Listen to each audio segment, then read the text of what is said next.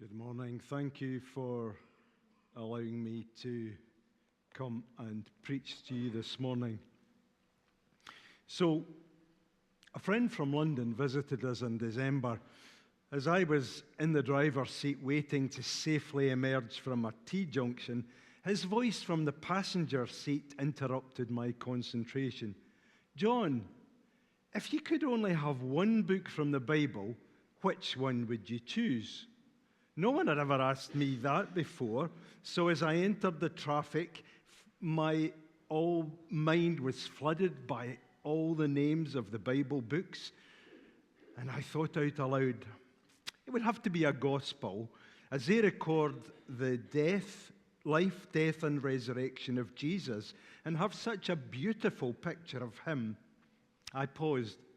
John's gospel is magnificent, so it would be the obvious choice, but the others reveal so much more about his interactions with people. Another pause while I tried to decide between Matthew and Luke. Couldn't be Mark, he was too short. It would have to be Matthew, I said. He includes such detail in the Beatitudes and the Sermon on the Mount. "I didn't expect that answer," was my friend's response. "I thought you'd choose Psalms or Romans or something like that." Of course, he wasn't finished yet. He then immediately moved on to, what if it was only one chapter? And finally, only one verse. In case you're interested, my answers were Hebrews 11 and John 3:16. But it's been more than a little ironic that after saying I couldn't not have the Sermon on the Mount from Matthew, of course I realized that's exactly the subject you gave me to preach here, and while it's wonderful, it's not quite as straightforward as we might like. But just as a wee comment, I really recommend that. Don't ask somebody when they're just about to come out of a T-junction. Just do it at a Bible study group or after lunch today. It's a great idea. The 3 questions: which Bible book, which Bible chapter, and which Bible verse, if you could only have one. And of course, the other really sad thing about that is that many of our brothers and sisters across the world are in exactly that position. They don't have a Bible that's easily accessible. So, today, as we've heard, you're on the Sermon on the Mount. The overall title is Nowhere to Hide, Living Christ's Kingdom Today. And today's title for the verses 21 to 32 is, of course, relating to others. As I began to prepare, I had this strong feeling that I had preached on this passage before at Bellevue. And I went back to my files and discovered that in 2019, on the 16th of February, I spoke on Matthew 5:17 to 26 with the title Jesus and the Law. But I would like to say to you that, and as I'll explain in a moment, actually, I think that's totally consistent with the present title. But that was a long time ago. It was even before the pandemic. And I see David smiling because he remembers all these series. But actually, we could benefit from looking at this passage every week. The students have gone, so I don't have to admit that I have actually plagiarized some of my own material, but you really ought to say that in your report. So, here in this chapter, David spoke last week, but he didn't get really very much time to highlight 2 verses at the end. So in verse 17 of the chapter, Jesus says, "Do not think I have come to abolish the law or the prophets. I've not come to abolish them, but to fulfill them." This virtual bookshelf shows the Bible books laid out, and you'll see that there's a red line which might appear there, yes, which marks out the law and the prophets. However, it's true that Jesus is probably referring to the whole of the Old Testament here, which is a dotted blue line. If you want to hear more about that, you can still listen to the old sermon on the website. As David also highlighted last week, verse 20 says, "For I tell you, unless your righteousness surpasses that of the Pharisees and the teachers of the law, you will certainly not enter the kingdom of heaven." And we have to get that verse before we can understand what Jesus is saying today. But how could it be possible that such highly respected religious leaders would not enter his kingdom? After all, they were perhaps the conservative evangelicals of their day. They studied the scriptures. They taught them to the people to turn them back to God. And yet Jesus' words in Matthew 22, 27 and 28 are even stronger condemnation. "Woe to you, teachers of the law and Pharisees! On the outside you appear to people as righteous, but on the inside you are full of hypocrisy." Everyone looked up to them, but they had completely misunderstood the meaning of God's law. But remember that the question then, as for us today, is a simple one. Is legal the same as moral? And that's not a new question, because Abraham Lincoln apparently said, "You must remember that some things legally right are not morally right." That's a fair summary of what Jesus is telling his disciples in today's passage.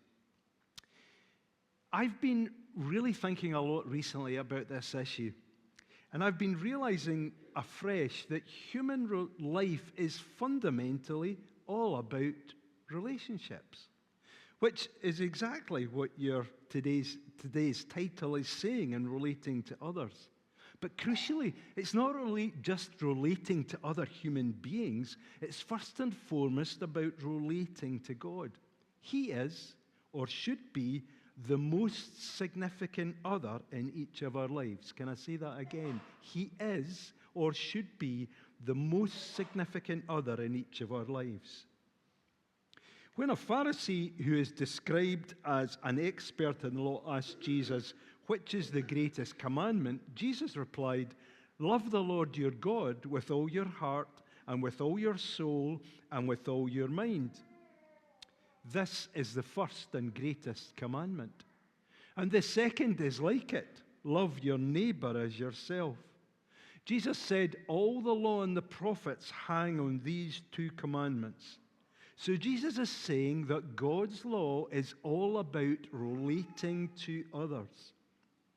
God's plan for each of our lives is that we relate to God first, and then others a very close second. So, as I'm arguing today, the title you've given is exactly matching the previous title. The previous title was Jesus and the Law, and today's title is Relating to Others, and Jesus and the whole of the Bible explains that that is what life as Christians is about. So as we get to our actual verses, most translations divide them into three sections. Unsurprisingly, they can give them different titles, but from verses 21 to 26, murder is the topic. From verses 27 to 30, it's adultery.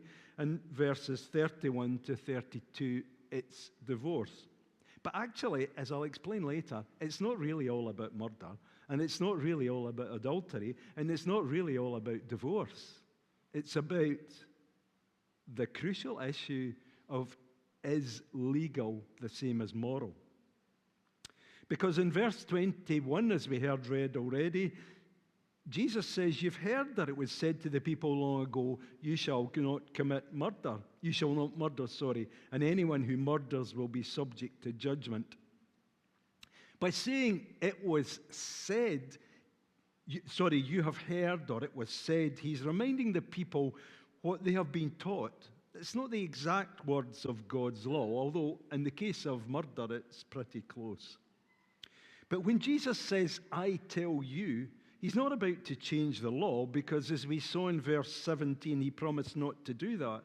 But his aim here to his disciples and to anyone who would listen and to us is to clarify what the law means. But his words are startling, as we've just heard read. Anyone who is angry with a brother or sister will be subject to judgment, just like murder. Again, anyone who says to a brother or sister, Raka, is answerable to the court. Now, nobody quite knows what Raka means. It seems to have been an Aramaic term of abuse. Probably meant something like empty-headed one, but it might have been even worse. But he also says, anyone who says, you fool, will be in danger of the fire of hell. So we don't need a translation for you fool, do we? Now, remember, of course, that Jesus used the word fool elsewhere, and the Bible talks about the fool says in his heart there is no God. We're not talking about that here. But Jesus saying fire of hell is totally serious. Now, some of you might say, well, I know, John, that these words only occur in Matthew's version, so they might have been added later. Sorry, that's not an acceptable excuse, because it's true that Luke doesn't include them, but Jesus' teaching is completely consistent with the rest of the Bible. For example, let's just look at 1 John 3:15, where we read that anyone who hates a brother or sister is a murderer. And my expositor's Bible commentary points out that to hate is to despise, to cut off from relationship, and murder is simply the fulfillment of that attitude. And we all knew that in primary school, didn't we? At least if you've brought up a family with more than one child, you've also heard it frequently as well. I hate you. I'm really impressed by our daughter-in-law in many ways, but one of them is that our grandsons are immediately rebuked if they ever say, I hate, not just to somebody, but to anything. That challenges me. So you don't even have to say or do anything to be guilty of murder. It's just hate that's inside yourself. No, you don't. And scarily, as far as God is concerned, there is such a thing as thought crime. That's pretty sobering, isn't it? And fractured relationships between humans are so serious that, as we heard, Jesus goes on to say, therefore, if you are offering your gift at the altar and they're remembering that your brother or sister has something against you, leave your gift there in front of the altar. First go and be reconciled to them, then come and offer your gift. He's referring to the regular practice of every devout Jew going to the temple to offer a gift or sacrifice at the altar in worship to God. John Stott, in his excellent book, The Sermon on the Mount, suggests that the modern equivalent would be a church service, just like the one we're all in now. You might respond, you mean right now? Should I just walk out and go and be reconciled to them? Yeah, I wondered when you correctly said that earlier, how we would respond. And I vividly remember, this is why I had remembered, I vividly remember standing here 7 years ago, almost to the week, saying it would be mega embarrassing if I just walked out here and now. And I kind of decided not to do it quite the same this week, because I remember feeling slightly concerned that somebody might be feeling they couldn't possibly go to deal with their child or go to the toilet or anything important. That's not what we're talking at. It would have been equally embarrassing, actually more embarrassing for a first century Jew to leave his gift in front of the altar, especially if it was an animal. Excuse me, priest, can you just look after that animal while I go and sort out something important? Jesus is saying something here which is dramatic because he regards as serious. Major. Talk more about it in a moment. Or your reaction might be, no, I'm not going to walk out. It's not my problem. It was his or her fault anyway. Interestingly, an ancient Christian commentary says, do not say he offended me, I didn't offend him. He ought to square up with me and not I with him. But wait, what does something against me actually refer to? Does it mean that you know somebody doesn't like you or you know somebody's jealous of you? No. Clearly, something has happened that both parties are very well aware of. Although, perhaps because it wasn't a big deal to you, you've forgotten about it. But a situation where you know that somebody has a problem with you and they know you know, and Jesus wants it to be resolved. Let's reflect on what Jesus actually commands us to do. He says in the verse, be reconciled to them. Vine's dictionary points out that the Greek word, which I won't try to pronounce, translated here as reconciled, actually refers to mutual hostility yielding to mutual concession. It only occurs here in the New Testament. It's not the word used for sinners being reconciled to God. After all, God doesn't concede to us, but we are called to concede to others. This kind of reconciliation involves both parties, and it's not easy. And one of the things about looking back to 7 years ago is I'm saying to myself, John, you preached on this a long time ago. How have you done over these years? And many of you were here then too. How have we done over these years? And as I've become more and more convinced over the years that the importance of seeking to be reconciled with others in my personal life and in our churches is even more important than I thought it was then. But tragically, I've become aware more recently that it's always been hard to do reconciliation, but increasingly in our society, views which are simply cultural, popular opinions in the world are being used to justify unbiblical behavior, all sorts of reasons why I can't be reconciled. The Bible is full of God's... Oh, by the way, I think it's important for me to point out that I just decided not to use stick men and I've used stick women. So the fact that this is two females has no significance whatsoever, okay? Preachers always, men on platforms always get criticized as always talking about men. So there is no significance of the fact that the next character is also a woman, okay? Please get that. The Bible is full of condemnation of those who practice injustice and oppression, and he calls his people to defend the oppressed. But to our shame, Christians have not always done that. But in our culture nowadays, it's fairly common for those who feel they've been wronged to describe themselves as a victim of abuse and make statements like, I feel disrespected. I'm emotionally scarred. That's emotional abuse. She's a narcissist. A well-known psychotherapist recently said, there is a cultural belief that emotional pain automatically grants moral authority. According to that popular worldview, victims have moral authority over their abusers who can never be forgiven. So even contemplating reconciliation would be a betrayal of other victims because abusers must be seen to be punished. But as we've considered in communion, Peter describes how the ultimate victim behaved. And in his letter he says, when they hurled insults at Jesus, he did not retaliate. When he suffered, he made no threats. Instead, he entrusted himself to him who judges justly. So surely if we are followers of Jesus, that should be our response. But please listen carefully. I do not intend in any way to minimize or justify the horrible abuse which some humans have suffered at the hands of others.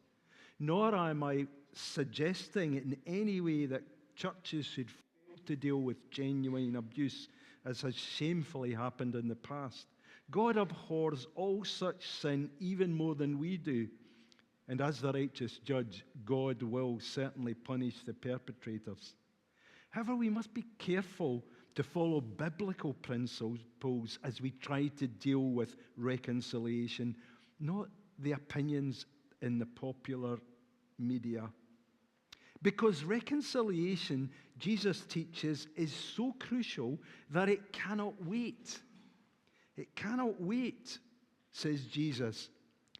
He says, settle matters quickly with your adversary who is taking you to court. Do it while you are still together in the way, or your adversary may hand you over to the judge, and the judge may hand you over to the officer, and you may be thrown into prison. Truly, I tell you, you will not get out unless you have paid the last penny. Reconciliation is urgent. Resolving conflict is always something that should be done speedily. So maybe walking out now is what Jesus really meant. But back to an ancient Christian commentary again. If someone has done wrong by you, and you are the first to apologize, you will have a great reward. Hurry, therefore, to be the first one to make friends. Otherwise, if you should delay, he may be the first to apologize and may snatch from your hands the reward of love. I was impressed by that these years ago. I'm even more impressed and even more challenged by it. This early Christian writer is describing the act of seeking reconciliation as a joyful thing, as a reward, as wanting to be first to deal with the issue, not sitting back saying it's up to them to apologize to me.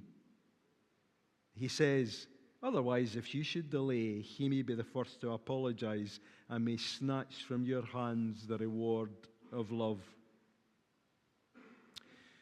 Jesus now addresses a relational issue which, like the previous one, seems very straightforward. Just like the legal position on murder is clear, so the legal position on adultery seems clear. But again, Jesus points out that legal doesn't mean moral. He says, you have heard that it was said, you shall not commit adultery. But I tell you, anyone who looks at a woman lustfully has already committed adultery with her in his heart. The Message paraphrase says, don't think you've preserved your virtue simply by staying out of bed. Your heart can be corrupted by lust even quicker than your body. So again, Jesus says it's what happens in our heart that matters. But before some of us feel too smug, Jesus' teaching applies to all of us who are married. And lust is an equally serious issue for those who are single. And I no longer think that Jesus is referring to a passing glance in a public place. I've put the figures facing each other because I believe he's describing a prolonged, intentional look, probably a repeated one. And how seriously Jesus regards this is demonstrated in the next verse where he says, if your right eye causes you to stumble, gouge it out and throw it away. It is better for you to lose one part of your body than for your whole body to be thrown into hell. Clearly, Jesus isn't endorsing self-mutilation, but the point he's making is so important that he chooses to shock his hearers. The beautiful images of what God has created in his world reach our brain through our eyes, but what we do with them is up to us. More than ever before, our eyes can convey ugly images not created by God. And again, how we react to them is up to us. But what goes on inside our head really matters to God and really matters to us. If you excuse the phrase, as it seems blindingly obvious, Jesus is saying to his hearers, don't look at anything which could trip you up morally. Or since walking around with our eyes closed isn't sensible, don't focus on or gaze at the wrong things. That's never been easy, but that's been so much worse, so much more difficult in the last 19 years. Most of us own amazingly powerful devices which display high visual quality, not advertising any particular model, of anything and everything. Clever algorithms present these together with words or sounds designed to attract and keep our gaze. We consume content through our eyes and ears, which is created, people sit and spend hours doing this, created to fascinate, to influence, to provoke lust, and so sell us things. So what can we do? Well, the same as people throughout history. Don't look at unhelpful stuff. And surprisingly, Jesus' words in verse 30 are incredibly helpful to us 21st century humans. Because in verse 30, Jesus said, if your right hand causes you to stumble, cut it off and throw it away. It is better for you to lose one part of your body than for your whole body to go into hell. In their context, after looking, touching would be an unhelpful development in potentially adulterous behavior, perhaps preceded by a meet-up for coffee or a drink. But how can this verse help us today? Well, since Apple created the first iPhone in 2007, all smartphones have used screens, and they're called touch screens because we use our fingers. So before an image enters your eyes, you have to use your fingers to select its page. Okay, you can now use voice, but it's the same principle. Our consumer society is all about offering choice. Like people throughout history, we have a choice to follow God's way or Satan's. I believe that Jesus is saying to us all this morning, use your hand wisely. To only choose to show your eyes good things. And if unhelpful images or words enter your eyes, move your fingers to close the page and move to something else. I'm not a Luddite. I love my phone.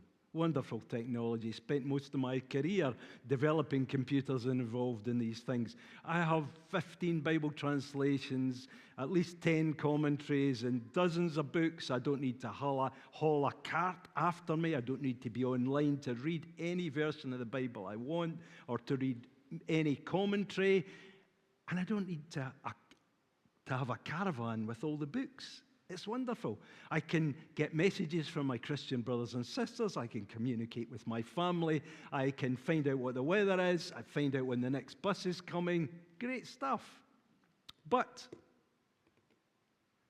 I don't ever feel tempted to look at things I shouldn't because I don't have the apps on my phone. And even if you have YouTube, which I have because we stream sermons like you, I'm going to suggest to you it should go without saying that after this service, after you've asked your friends which Bible book, which Bible chapter, which Bible verse, that the next thing should be to get on your smartphone and remove yourself from unhelpful YouTube feeds, subscriptions, media channels, apps like Snapchat, Instagram, etc. Because it's what we see that affects our thinking. And I'm definitely going to sign up for the seminar. These things are crucial for us as adults. And so often as adults we say to children, or at least I've seen it happen, get off your smartphone. But they're secretly feeling, but you're never off yours. This is serious stuff, folks. In that society, I'm going off my notes, but you to be in a village and all you got was communication with other people in that village. Now we can send horrible things and tell thousands of people we hate them at the same time, or tell thousands of people that we hate some other person. This is serious. But I suspect that you're thinking, some of you are thinking, as I suspected John, you've not left enough time to deal with the tricky topic of divorce. I hate when preachers do that. Totally agreed. I hate when preachers do that too. But I would argue that Jesus' intention in the final two verses of our passage isn't to teach about divorce, just as he wasn't intending to teach about murder and adultery, as I've tried to show already. His aim was that God's moral love is what matters. He deals with divorce in detail in Matthew 17.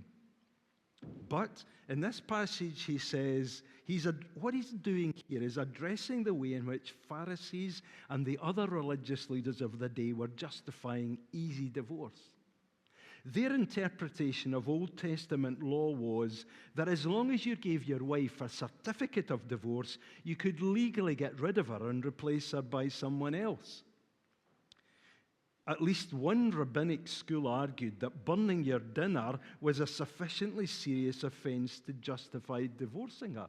That's not a joke. It's well known.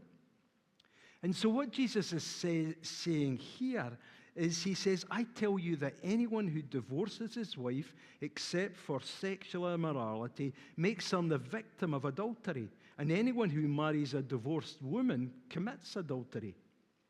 He's pointing out here that legal is not moral. To understand his words, we have to remember that in that society, relatively few people would be single. A divorced woman, according to the law, was free to remarry as long as she had a certificate of divorce, and she would probably need to do so to be able to survive in that society. So what Jesus is saying here is that replacing your wife on a whim wrongs her and puts her in an impossible position. And you're effectively committing adultery when you marry your next wife. So please, don't focus on whether or not remarriage of an innocent party is adultery, because that's what everybody wants. That's thinking like the Pharisees, which Jesus condemns. This isn't to teach us about God's law. This is to teach us about God's proper law. And God's law, as we've just seen, is all about relationships. The first commandment is about a relationship to God. And as Jesus said, the second is like it, love your neighbor as yourself. That's all the law and the prophets. And I'm going to say to you, brothers and sisters, that's God's purpose for our lives. Now, is it easy? No.